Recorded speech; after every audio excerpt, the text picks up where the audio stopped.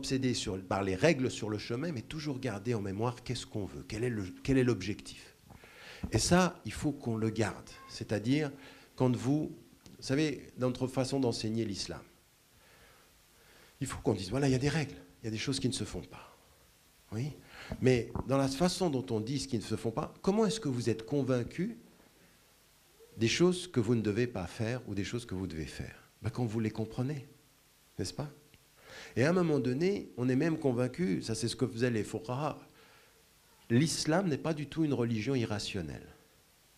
L'islam est une religion rationnelle qui va jusqu'au bout de la rationalité, c'est-à-dire que vous avez à des moments donnés, en termes rationnels, des prescriptions qui vous disent la raison ne vous suffit pas pour les comprendre. Un peu ce que disait Blaise Pascal quand il disait le cœur a ses raisons que la raison ne connaît pas. Qu'est-ce qu'il disait? Il disait le cœur peut tout comprendre et le cœur peut comprendre qu'il ne comprend pas. Vous me suivez? Quand vous dites je ne comprends pas, ce n'est pas irrationnel. Vous dites simplement ma tête ne comprend pas. C'est-à-dire si quelqu'un vient vers vous, vous dites tu sais quoi, je vais te présenter quelqu'un que j'aime. Et je vous le présente, je lui dis, cette personne-là, je l'aime. Et vous regardez la personne, et vous dites, oula, là je ne comprends pas. Comment tu fais pour aimer cette personne? Vous comprenez avec votre esprit que votre raison ne peut pas savoir le secret de mon amour. Le cœur a ses raisons que la raison ne connaît pas. Et ça, on le sait pour nous-mêmes. Et on le sait pour autrui. On ne sait pas.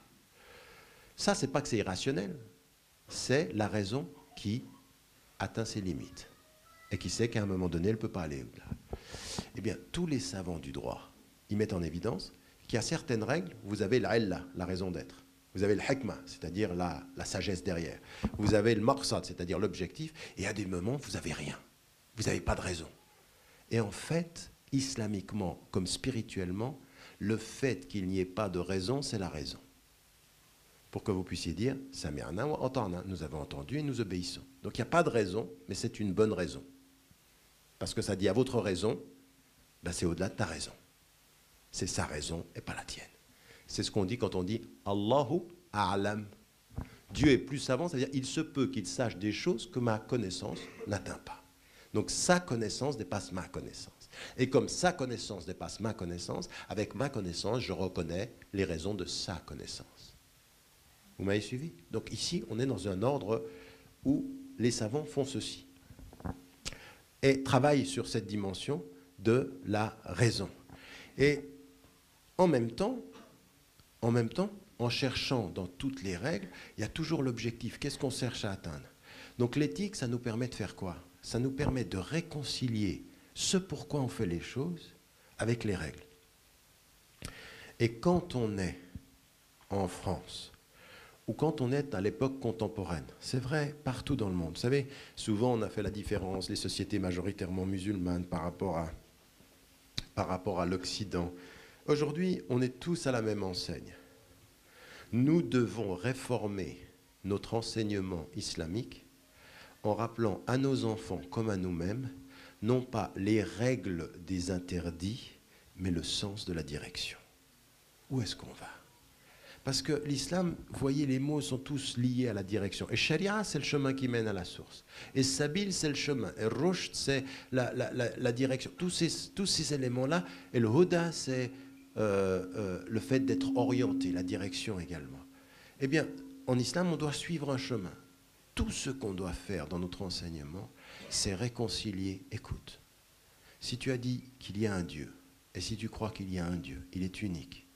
Si tu crois que le prophète, il est l'exemple, eh bien, suivre le prophète, c'est suivre une voie. Mais suivre une voie, c'est pour aller où? Eh bien, ça va être comprendre qu'il faut répondre à son appel. Ya ayyuhalladhina amanu stajibu lillahi wa lirrasul. Ô vous qui portez la foi, répondez. Répondez à cet appel qui vous dit d'aller dans cette direction. Ça, c'est le message. Et toutes les règles sont liées à ce message-là. Donc, quand on parle d'éthique, du bon comportement, c'est ça. Et c'est là-dessus qu'il faudrait beaucoup insister dans notre enseignement islamique. Pas cette espèce d'obsession sur les règles crispées, où on est mal.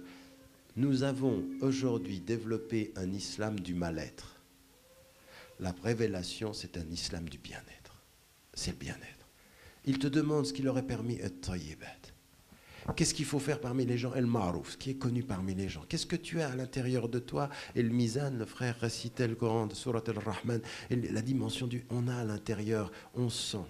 À partir du moment où on a l'élément essentiel de notre enseignement islamique, vous êtes plein ici dans cette salle, vous avez le début de l'enseignement islamique, vous avez lu des livres, vous avez une chance énorme aujourd'hui, on en parlait avec le frère tout à l'heure, vous avez une quantité de livres en langue française que les premières générations n'ont pas eu. Vous pouvez avoir une très bonne connaissance de votre religion en langue française aujourd'hui. Vous avez accès à des livres essentiels. Et bien quand on a ceci, c'est de se dire mais qu'est-ce qu'on veut réaliser? Quel est l'objectif?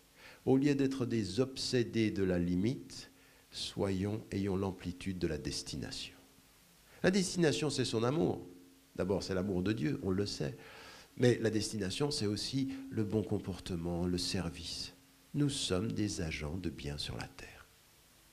Il y en a qui nous veulent la guerre, nous on veut la paix. Ils vous disent sectaire, il faut être ouvert. Ils pensent que vous êtes à votre propre service, il faut être au service de l'humanité. Parce que c'est ce qui est dit, dans le Coran, Ya ayyuhan nas, ô vous les gens. On vous a créé d'un homme et d'une femme, nous on est dans cette dimension-là, on a cette notion fondamentale de la fraternité. Moi je me souviens, il y avait un prêtre qui disait, on a un problème avec vous les musulmans. Je dis que un, il y en avait plusieurs. Et il dit, vous, quand vous parlez, vous dites mon frère, ma sœur. Parce que moi, à l'époque, j'écrivais chaque mois, j'écrivais un article qui s'appelait mon frère, ma sœur, où je parlais des choses du cœur. Et il dit, mais vous vous dites mon frère, ma sœur. Mais mon frère, ma sœur, c'est-à-dire que c'est une communauté de frères et de sœurs. Moi, je ne suis pas dedans. Je dis, non, mais ce n'est pas un problème, ça. Je veux dire, on peut être mon frère, ma sœur, et puis il y a une fraternité de la communion spirituelle. Ça existe entre les chrétiens, entre les juifs, entre les musulmans. On a une communion spirituelle. Ça n'empêche pas d'avoir une fraternité humaine, ce que disait l'imam Nawawi, même quand il parle La yu'minu ahadukum hatta yuhibba li akhi ma yuhibbuhu li nafsi. Il n'est pas croyant ou n'a pas complété sa foi celui qui n'aime pas pour son frère ce qu'il n'aime pas, ce qu'il aime pour lui-même. Et cette fraternité-là, elle peut être une fraternité humaine. L'un n'empêche pas l'autre. C'est pas t'es mon frère, puis toi t'es moins mon frère ou t'es la moitié de mon frère. T'es mon frère en humanité. Mais c'est vrai que spirituellement, c'est vrai que quand je fais des invocations avec un frère de cœur devant Dieu, on a une communion spirituelle qui est différente d'avec quelqu'un. Évidemment, c'est normal. Toutes les spiritualités sont ainsi. On est ensemble. On vient de manger. Puis on dit Alhamdulillah. Évidemment qu'il y a une communion spirituelle qui est différente de quelqu'un qui vous dit avant de manger bon appétit. Oui, bon appétit, on a une fraternité humaine, mais Alhamdulillah, c'est autre chose. Ça n'empêche pas qu'on soit frères et sœurs en humanité, mais c'est des différences de rapport de cœur. Alors mais nous, on a une fraternité qui est une fraternité humaine. Et on doit la revendiquer, cette fraternité. Quand il est dit, Ya ayyuhan nas, inna khalaqnakum min dhakarin wa untha, on vous a constitué, on vous a créé d'un homme et d'une femme, c'est-à-dire on a la même descendance, on vient de la même chose.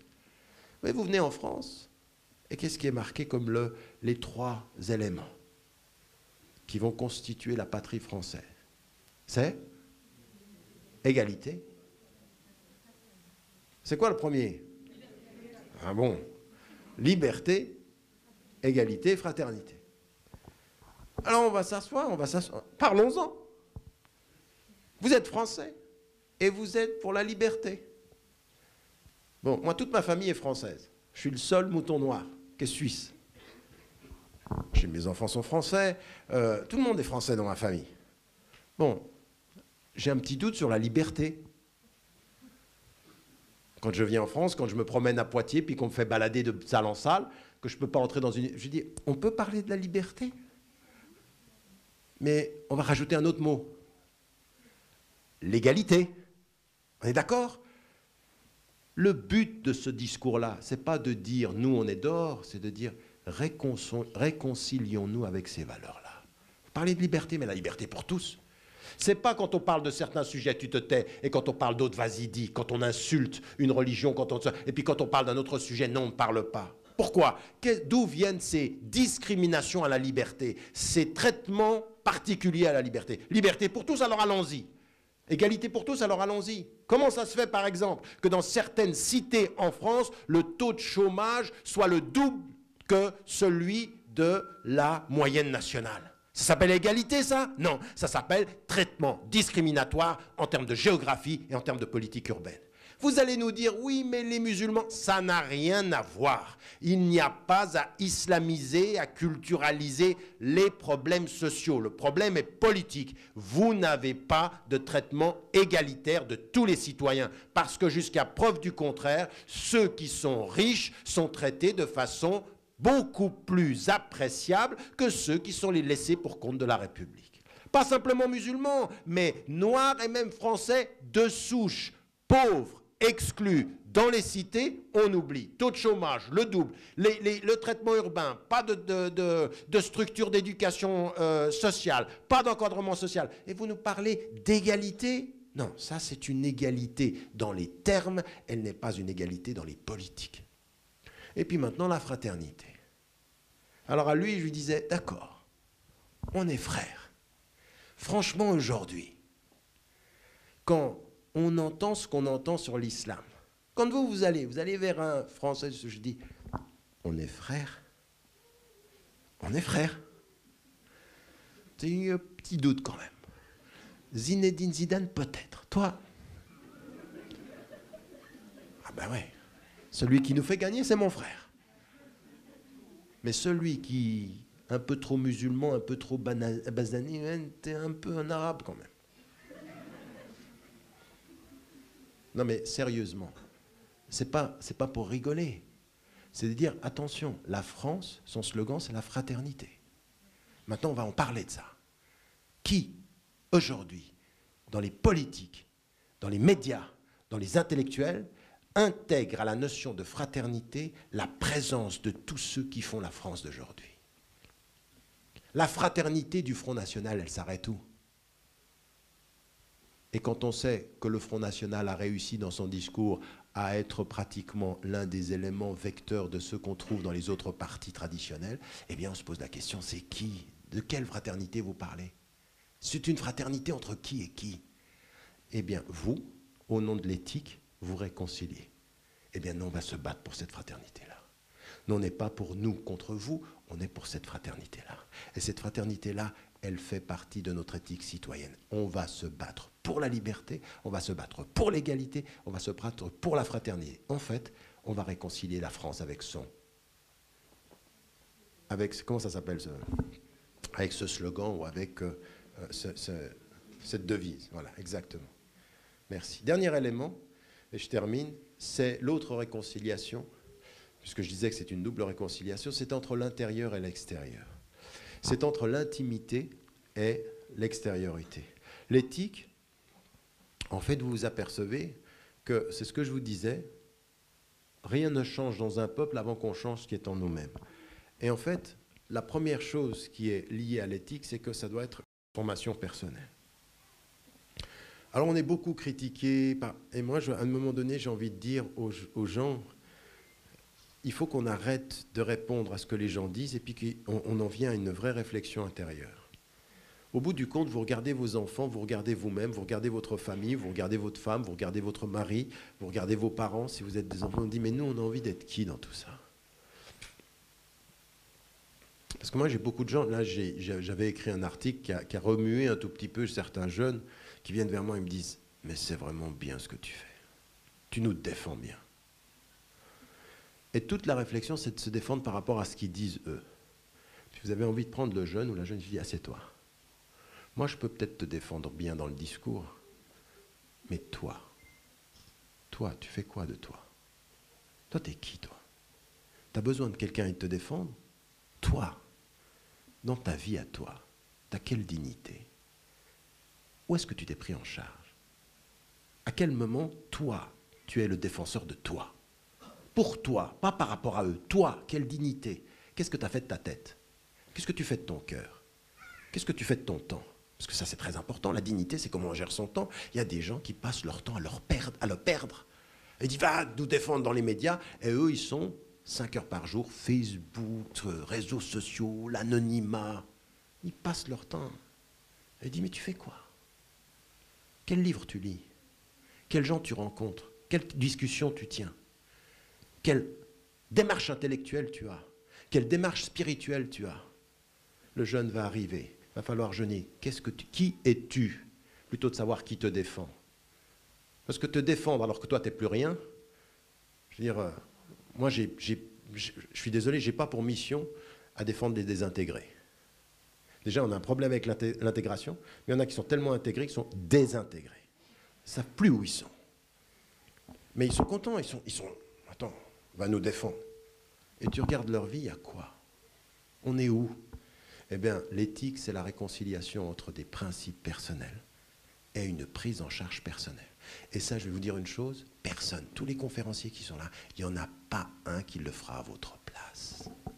Il n'y en a pas un qui fera ça à la place. On peut passer son temps à dire « ils ne nous aiment pas, on est des victimes ». À un moment donné, la victime devient un sujet quand la victime se prend en charge. C'est-à-dire qu'elle décide pour elle-même « maintenant je vais me battre pour mon éducation, je vais me battre pour ma dignité, je vais me battre pour transformer qui je suis, être un être de bien, être un être de solidarité ».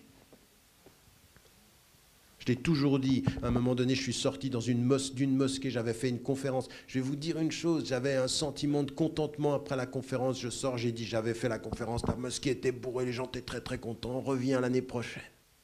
Et je sors de la mosquée, à la porte de la mosquée, il y a un jeune, il était drogué. Il me regardait, il avait les yeux rouges comme ceci. Il m'a fait penser, si vous avez lu mon intime conviction, vous savez que j'ai un rapport avec la drogue qui fait que j'ai perdu, quand j'étais très très jeune, un de mes étudiants, un de mes élèves qui est mort de drogue, d'overdose. Et j'ai toujours un problème avec ça, qui est très profond, qui est resté en moi, qui m'habite comme ça. Et je le vois lui, et lui c'était un Algérien d'origine, français. Il me regarde, il me dit, mais pourquoi vous parlez toujours de choses qui sont... Vous ne parlez pas de nous, quoi. Pourquoi vous parlez de choses? Pourquoi vous ne parlez pas de nous? Il était en train de me dire, arrête de planer, quoi. Il est en train de me dire ça, il dit, t'es content, là, t'as du monde, tu parles. Hey, allez, Allahu Akbar.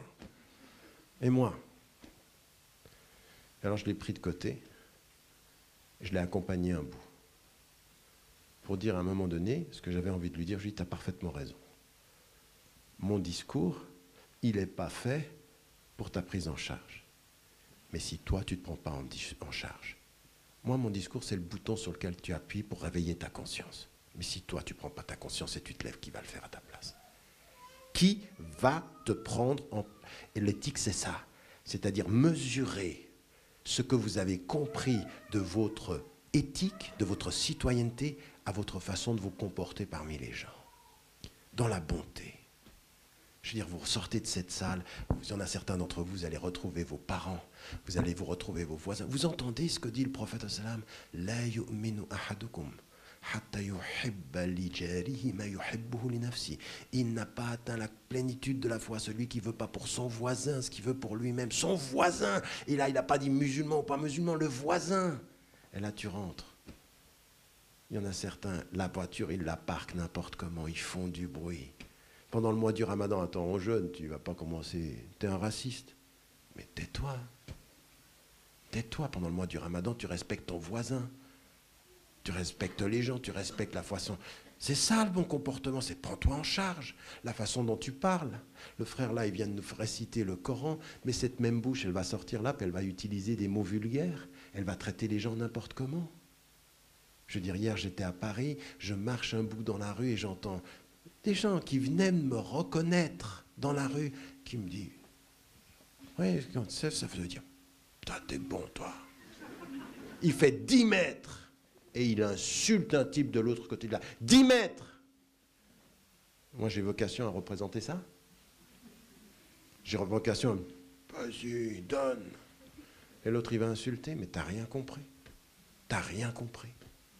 En fait, tu vis comme un complexé par la procuration des médias. Tu vois une image médiatique, tu dis, voilà, ça c'est nous. Oui, mais c'est pas toi. Ça veut dire quoi? Ça veut dire qu'ici à Poitiers, ça veut dire que dans notre vie quotidienne, l'éthique, c'est cette réconciliation-là. Qu'est-ce que l'on fait de cette prise en charge du cœur, de cette spiritualité, de temps qu'on prend pour soi-même, se prendre en charge? Vous savez, le hadith, il est clair. Donne à chacune des éléments de ton être son droit, ton intelligence, prendre son temps pour se cultiver un peu, pour lire, prendre son temps pour son cœur, prendre son temps pour son corps, prendre en charge son corps. On ne peut pas être quelqu'un qui a une éthique et on néglige son corps. On ne peut pas négliger son hygiène. Quand on vous voit, vous devez être... C'est pas être propre sur soi. Être propre sur soi, c'est la superficialité sociale. C'est être propre en soi. En soi, l'hygiène. L'hygiène. La façon dont on est avec les gens. L'hygiène sonore. L'hygiène physique. C'est ça l'éthique. Et quand on est comme ceci, alors vous comprenez que c'est là où vous êtes des témoins pour les gens. Il n'y a plus tellement besoin de discours. Vous savez pourquoi je dois parler autant et que tous ceux qui viennent ici, on doit parler autant? Vous savez pourquoi on a besoin de tellement de conférences? Vous savez pourquoi on doit parler autant? C'est parce que vous ne montrez pas assez. C'est inversement proportionnel. Une quantité de mots parce qu'il n'y a pas suffisamment de gestes. Donc, une présence de la distinction, Inch'Allah, et que Dieu nous aide. Wassalamu alaikum wa rahmatullah.